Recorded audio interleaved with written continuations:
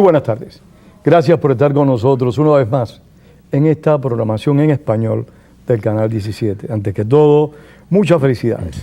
Que este año nos traiga, tanto a ustedes como a nosotros, acá en el Canal 17, y por supuesto a nuestro invitado de esta tarde, pues las mejores cosas para nuestros países y para nosotros como familias y seres humanos. El primer tema del año es un tema importantísimo, fundamental, ya que está asociado a la economía de esta gran nación y por supuesto a nuestra economía personal y familiar. Para abordarlo hemos invitado a una persona conocedora a fondo del tema, que nos puede llevar ampliamente por todas las rutas, por todas las derivaciones de la economía de este país y de cualquier lugar del mundo. Me refiero a un viejo amigo de esta casa, al profesor Jorge Salazar Carrillo, profesor titular de la Universidad Internacional de la Florida. Profesor, gracias por estar acá. Gracias por invitarme y feliz año a ti también. Gracias, profesor, muchas gracias. Profesor, llevamos meses escuchando lo del abismo fiscal. Llevamos meses viendo cómo políticos de uno y otro partido pues debaten cómo solucionar el problema.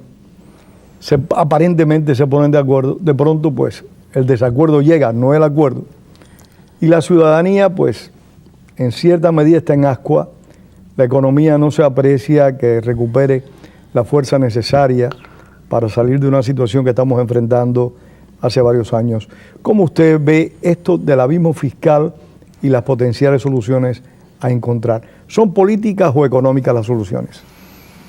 Las soluciones son principalmente políticas y por eso cuando comenzó la economía se le llamó la economía política, siempre se le llamó eso hasta que empezaron a matematizar la economía hacia finales del siglo XIX, principios del siglo XX, pero al comienzo era eso, la política. Esto es una decisión política y la decisión política tiene que ser el ponerse de acuerdo.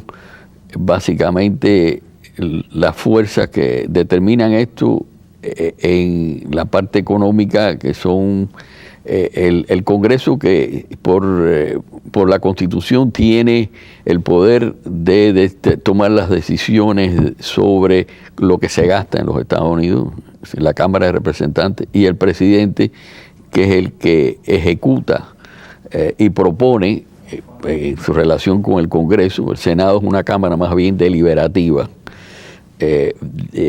Yo creo que tienen que ponerse de acuerdo. Es esencial, como lo han hecho históricamente las grandes personalidades, como John F. Kennedy, cuando había mucho poder por parte de los republicanos más liberales en esa época, como tuvo lugar en tiempos de Ronald Reagan, con Tip O'Neill, se pusieron de acuerdo también con el viejo Bush, George H.W. Bush, también con los demócratas. La situación, disculpe usted, que estamos enfrentando no es nueva.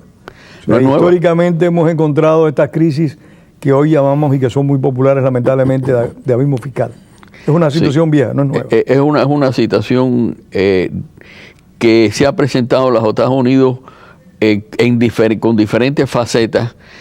Claro, cada una es diferente, pero el problema de una situación difícil económica ha venido sobre la economía de los Estados Unidos y todas las economías del mundo continuamente, porque van cambiando las situaciones, van mejorando, empeorando las cosas, y siempre hay que tomar una decisión. Entonces, igual que el mismo Clinton se tuvo que poner de acuerdo después, más adelante, con el Congreso republicano, esto necesariamente requiere que se cedan las posiciones de un lado y del otro. Y eso es lo que no está ocurriendo, porque son posiciones, especialmente, hay que reconocer que el presidente Barack Obama es un presidente al estilo de Franklin Delano Roosevelt, es decir, que rompe todos los moldes de lo que normalmente pasa en la presidencia de los Estados Unidos. Franklin Delano Roosevelt llevó el gasto fiscal lo aumentó prácticamente en un 50%. Eso fue una cosa prácticamente revolucionaria en los años 30, tanto así que llegó a hacer las cosas que estamos viendo que se repiten con Barack Obama, retar al Tribunal Supremo, más allá que el presidente Obama, retar al Congreso y al Senado, y obviamente lo que lo salva a Roosevelt es que hay un periodo de guerra, por eso es reelecto 2 veces más que lo normal, que eso ya no sucede en los Estados Unidos. Pero creó muchos problemas, porque creó la idea de que Roosevelt había resuelto problemas. En realidad, si miramos la época de los 30, no resolvió ningún problema. Si el problema se resuelve por la guerra. Es más, creó problemas para la economía de los Estados Unidos porque creó el sistema del seguro social.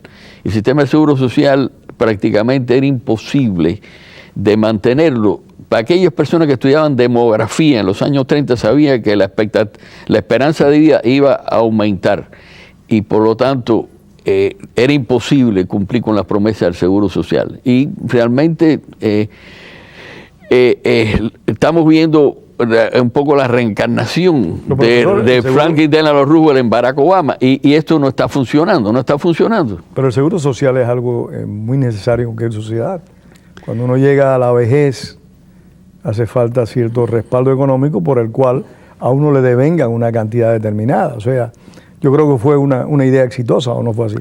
Bueno, yo creo que básicamente él le dio al Estado lo que las personas tienen que hacer por sí mismos. Es decir, que en realidad, si uno no toma decisiones, si uno considera que todo está resuelto, eso viene de las ideas de Lord Beveridge y los Webb, Sidney Webb especialmente, que fue la que tuvo más influencia del seguro, y las ideas de Inglaterra, desde que uno nace hasta que uno muere.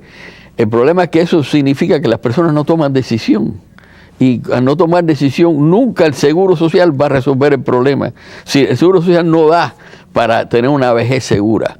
Y fue la promesa que no se cumplió.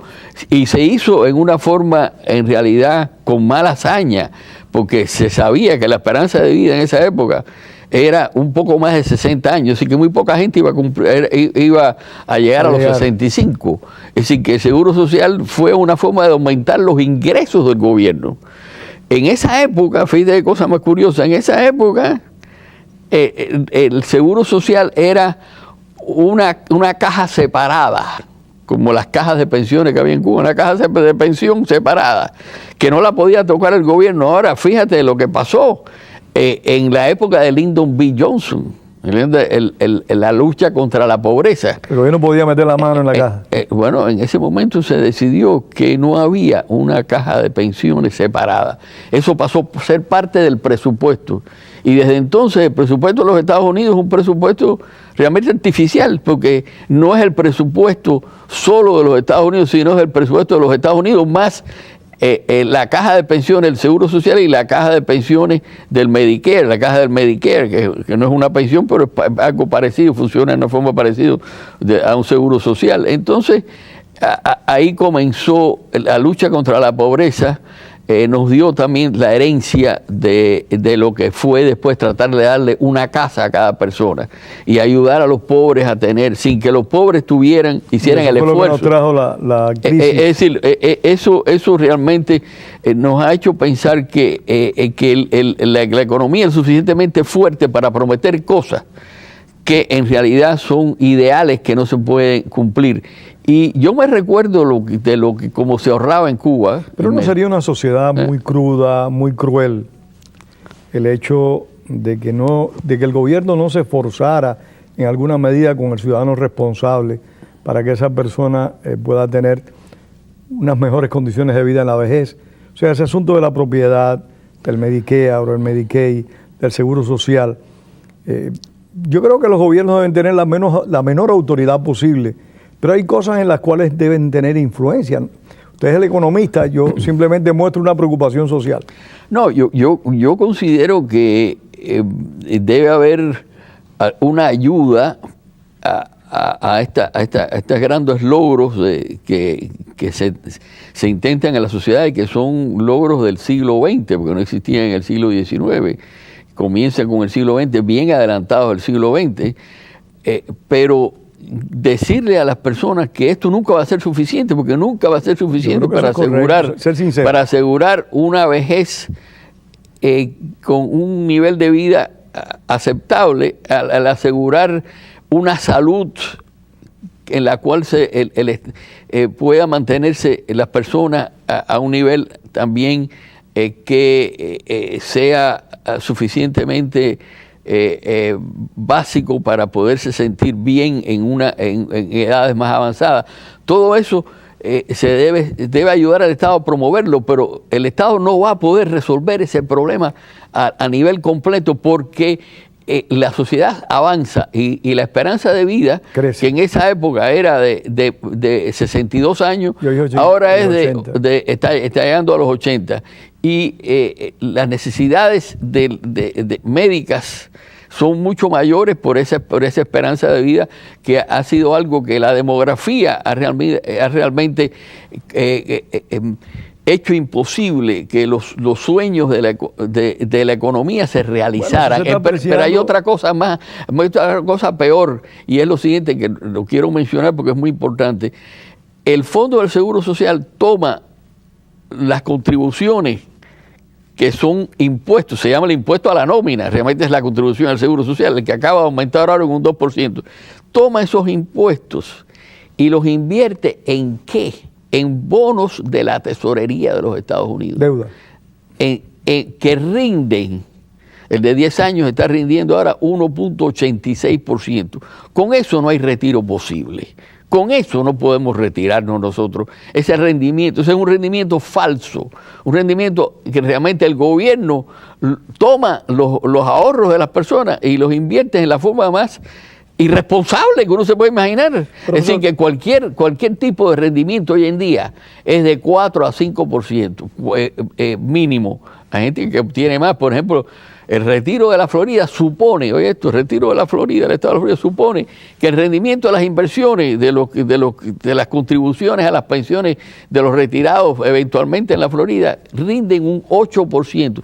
Toma eso y compáralo con el 1 y pico % que rinden los bonos de la Tesoro, en el cual están invertidos esas cajas de pensión del Fondo del Seguro Social. Ahora, es un engaño, es un engaño.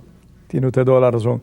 Pero mire, se ha demostrado que el Estado paternalista, totalmente paternalista, como durante años se rigió en países como Suecia, fueron un fracaso, porque no podían satisfacer las necesidades de una población envejeciente y creciente. Y hemos visto cómo Europa pues ha tenido que ir a un proceso de rectificación en los planes de retiro, etcétera. Y aquí también se ve. Pero realmente, y abordando otro tema porque se nos va el tiempo, seguro. A mí me parece de que es necesario un gobierno con cierta sensibilidad social sin que se convierta en el padre de todos nosotros. O sea, yo creo que los políticos tienen que tener sensibilidad social, si no, no tienen razón de ocupar una oposición. Yo creo que los políticos deben tratar de sincerar las economías y los servicios que prestan, disminuir las burocracias. Y también, un punto importantísimo, profesor, esos retiros gigantescos, esos beneficios inmensos que tienen ciertos trabajadores públicos, aquí mismo los que apreciamos en el condado, cuando se retiran, eso sí es contrario a la economía y eso no es seguro social.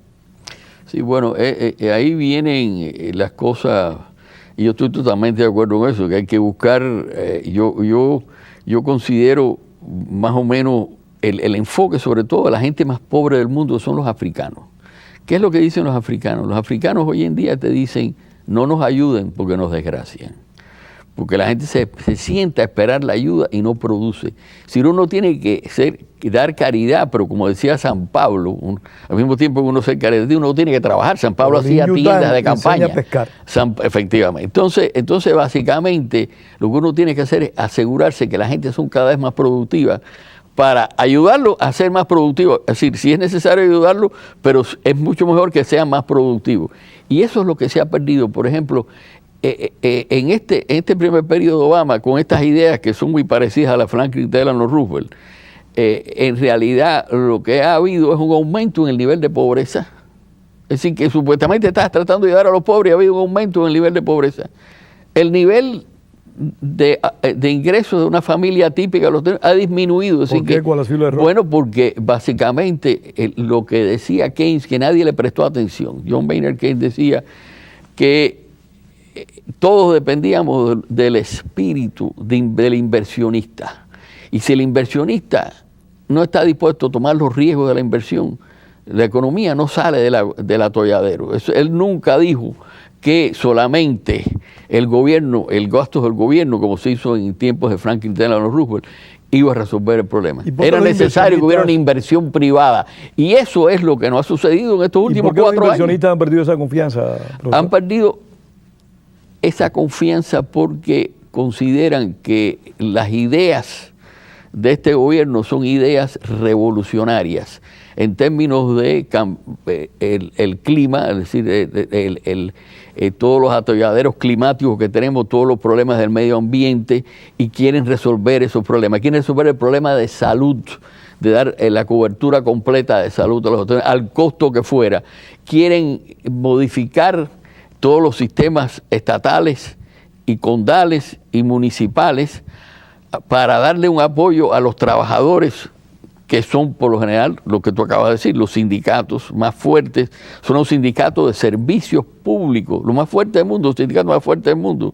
En estos instantes, la cantidad de sindicalizados en la industria privada es menos del 10%. La cantidad de sindicalizados, es decir, el porcentaje sindicalizado públicos y la burocracia que es más del 30%, inclusive la educación, etcétera, etcétera. Sencillamente, él se dedicó a hacer un programa pensando en una serie de ideales, que lo que hizo fue asustar a los inversionistas. Y entonces no se dio cuenta de que lo que estaba es creando más bajos salarios, menos inversión y mayor pobreza. Y por supuesto menores ingresos. Eso fue el gran error y desgraciadamente lo está repitiendo. Si yo no soy ni republicano ni demócrata en estas posiciones, yo soy un profesor universitario que tengo que explicarle esto a los alumnos.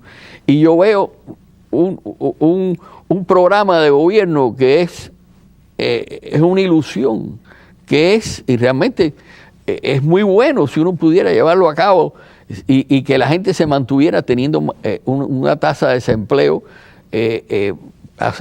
razonable. Si tenemos una tasa de desempleo, que sería un escándalo si fuera esto una administración republicana, porque obviamente la publicidad y los diarios, la televisión, todo el mundo tiene una tendencia democrática. Si esto hubiera sido y yo me recuerdo que en los años 70 a mí me preguntaban, el Miami Herald en particular, en inglés me preguntaba, bueno, ¿y por qué la tasa de desempleo en tiempos de George H.W. Bush estaba al 7.5%? Y era un escándalo, esto era un escándalo, una crisis total. Tenemos ahora el 7.8%, que por cierto regresó de 7.7 a 7.8%, lo que todo el mundo esperaba. Se revisó para arriba lo que se dijo en el noviembre, es decir, antes de la elección, se bajó a 7.7 y después resulta que subió. Entonces, hubiera sido un escándalo esto si hubiera sido una administración republicana. En relación al abismo fiscal, en relación al déficit que está enfrentando el país, que cada día el techo de la deuda se eleva más y la deuda nacional es más grande, ¿cómo usted ve el futuro? Yo creo que es esencial bajar los gastos públicos. Es esencial cambiar el código del impuesto de las rentas internas en este país. Eso se hizo en tiempos de Reagan y fue un gran éxito. La economía creció. Estamos hablando que la economía en tiempos de Reagan en una situación parecida. Esto se le ha llamado, yo fui uno de los primeros que lo dije, la gran recesión, si no el primero, la gran recesión.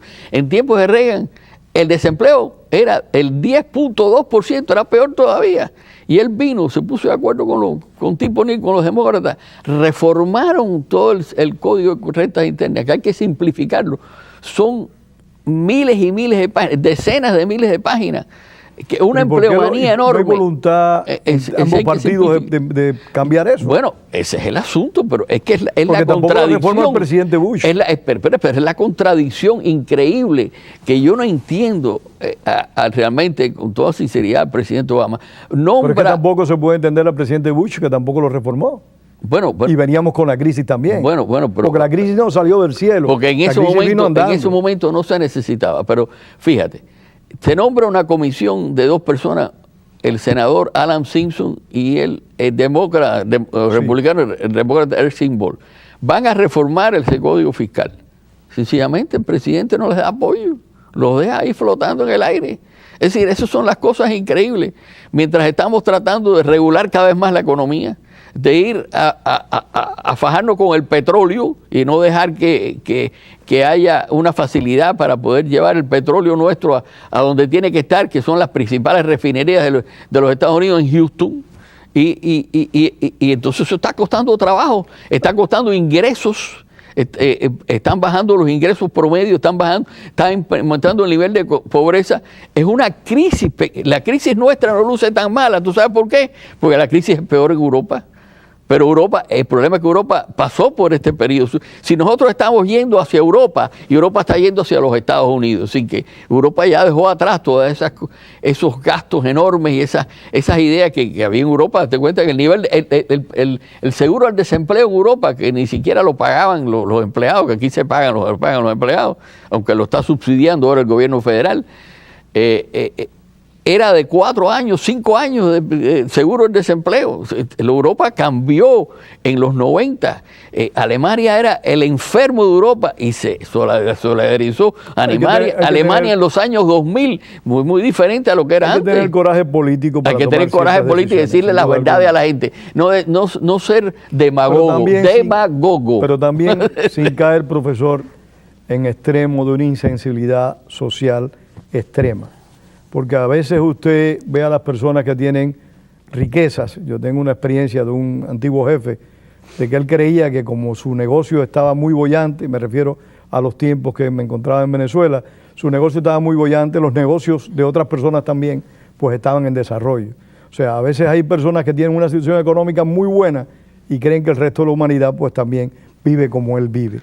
Yo creo que hay que tener sensibilidad social, se lo reitero. Estoy de acuerdo. Hay muchos políticos que están planteando posiciones extremas, que yo creo que son negativas de ambas partes. Yo creo que de ambos partidos hay vertientes extremistas que están haciendo un severo daño. Mira, un banco que se fundó en Bangladesh, fíjate, en Bangladesh, el Banco Grameen, eso es la base de todo lo que es ayudar a la gente pobre. No solo repartir, sino es buscar que ellos produzcan más. El Banco Grameen le daba pequeños préstamos de hasta de $10, de $20 a pequeños empresarios, muchas de ellas mujeres, para que se levantaran. En África, una señora economista, financista, que trabajaba con una de las grandes compañías internacionales de financieras mundiales, dijo, no nos ayuden más, no nos den más dinero, porque mientras tú más le das más dinero a África, produce menos África. No, y hay más corrupción en cualquier lugar del mundo. Ese es el problema, y es que la idea, yo soy, toda mi vida ha sido una vida a base de lo que es la doctrina social cristiana. Yo sí creo del año 1893, esto no es de ahora, más de un siglo, pero sencillamente esa doctrina, con lo que Juan Pablo II lo dijo en centésimo, a los 100 años de la... en 1993, centésimos años nos dice nuevamente que sí, hay que ayudar a la caridad, pero hay que hacerlo productivo, porque sencillamente si no se quedan en un atolladero, como estamos viendo que se han quedado. Mira, toma la gente, los afroamericanos. A mí me decía el primer director afroamericano del Fondo de la Reserva Federal de los Estados Unidos, Andrew Bremer, decía, oye, la economía afroamericana era una economía boyante, era una enclave, se compraban unos a otros, había en todas las ciudades. La tasa de divorcio entre las personas afroamericanas era menos del 20%. Hoy en día es el 70, más del 70%. Sí, han tratado de ayudarlo y los han destruido tratando de ayudarlo, porque no le han dado la posibilidad de crecer económicamente. Ese es el problema. Profesor, nos quedan 4 minutos. Y quisiera realmente que usted me enfocara en alguna medida la deuda en desarrollo de este país, o sea, el déficit fiscal tan gigantesco que hay y el problema de cómo se puede encontrar una solución al abismo fiscal, si usted cree que las partes en contienda, digamos así, del Congreso de Estados Unidos lleguen a un arreglo definitivo y tengamos un presupuesto equilibrado. Yo rezo todos los días porque lo hagan, pero veo las posiciones, sobre todo el presidente Obama dice que va a tomar decisiones ejecutivas que son contra la Constitución. Tiene que haber un acuerdo de 2 cosas. Hay que disminuir los gastos públicos, sin duda alguna, porque primero los empleados públicos son no solo los estatales, los condales, más los condales y los municipales que los estatales, por cierto. Tienen salarios enormes, retiros increíbles. También el sistema federal es también especial. Los que trabajan ahí son gente privilegiada. Intocables. Entonces, tienen que reducir los gastos, tienen que aumentar los impuestos, no a base de las tasas impositivas, porque las tasas impositivas son las pequeñas empresas las que generan en las 2/3 partes de los empleos en los Estados Unidos. Y no son los ricos, esos ya lo hicieron, son la gente que comienza, la movilidad social, lo que decían, lo que le digo yo a mis estudiantes, de la riqueza a la pobreza en 3 generaciones y de la pobreza a la riqueza en 3 generaciones. Esa movilidad social que tienen los Estados Unidos es lo importante. Es decir, entonces hay que incentivar esos pequeños negocios, pero hay que llevar a un balance presupuestal para que no tengamos estos déficits, porque sencillamente no podemos seguir, porque la deuda nuestra está cuestionada hoy en día. Y lo único que lo mantiene bajo es el hecho de que el Banco de la Reserva Federal está comprando prácticamente la mitad de toda la deuda que genera el gobierno de los Estados Unidos. Eso es engañarse porque eso no puede seguir. Esos son activos que como que yo me compro a mí mismo las deudas que tengo. Efectivamente, son activos. Yo me compro a mí mismo la deuda. Es decir, son activos que en el fondo que están rindiendo muy poco al Banco de Reserva. Pero el Banco de Reserva toma ese activo y se lo da de vuelta. Si los intereses se lo da de vuelta al gobierno. Es decir, que es un juego prácticamente una centrífuga. Una centrífuga. Entonces, eso tiene que llegar a un fin, porque nunca ha habido, excepto en la Segunda Guerra Mundial, los Estados Unidos nunca han tenido un banco central con tantos activos de deuda pública como los tiene ahora. Y eso va a llegar al fin. Ya vemos que lo están diciendo varios de los gobernadores del Banco de Reserva Federal, están diciendo, no estamos de acuerdo, tenemos que llegar a un punto final en esto. Entonces hay que hacer una reforma importante y ponerse de acuerdo el presidente y la Cámara de Representantes, que son los que, según la Constitución, los que tienen que definir los presupuestos, son los que tienen el poder del gasto. Entonces, es increíble que hay por ejemplo, para una cosa, el Departamento de Educación en los Estados Unidos. La educación siempre ha sido en los Estados Unidos local. ¿Por qué hay un Departamento de Educación que se gasta billones de dólares, cientos de billones de dólares, cuando no se necesita? Se nos acabó el tiempo, profesor. Vamos a tener que seguir conversando este tema en próximos programas. Muchísimas gracias a ustedes por haber compartido con nosotros este espacio. Les esperamos el próximo domingo acá en Opiniones. Y gracias al profesor. Gracias por invitarme. Salazar Carrillo, por haber estado acá. Tengan todos muy buenas tardes. Gracias.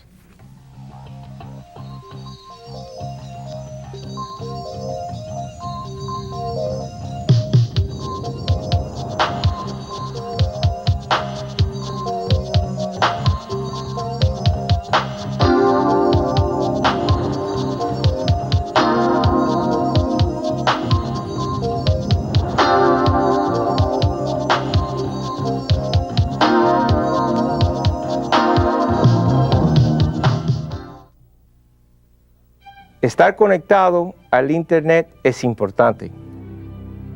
Estar conectado le ayuda a aprender. Estar conectado puede ayudar a conseguir un trabajo. Estar conectado puede ahorrar dinero. Estar conectado mantiene su participación. La Escuela Pública del Condado de Miami-Dade le insta para conectarse.